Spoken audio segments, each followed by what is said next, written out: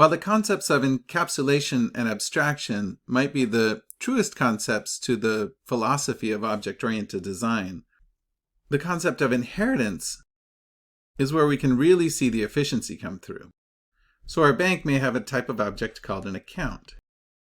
And an account has certain attributes. It could have a balance, account holder, etc. And it could also have some methods like maybe set account holder or get balance. But the type of account here wasn't specified. That's because we don't really intend to use this account object, but we intend to inherit its attributes and methods into more specific objects like checking account and savings account. Notice that checking account and savings account, of course, both have balances. They both have account holders.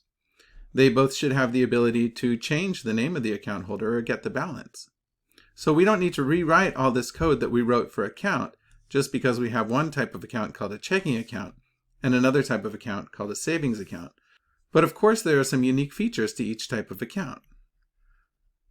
So we do want to write a little bit of additional code. For instance, the checking account might keep track of the last check number that was printed. And it might have a method to get that attribute. This attribute and this method really don't apply to savings accounts, so they wouldn't be included. The savings account might have an attribute interest rate.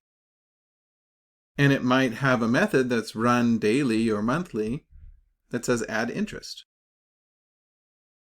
In traditional checking accounts, this attribute and this method wouldn't apply. So the idea of inheritance in object-oriented design is that if we have different objects that have some similar traits, we should find all the common attributes and methods of those objects and consolidate them in some kind of a parent object so that we don't have to write that code multiple times.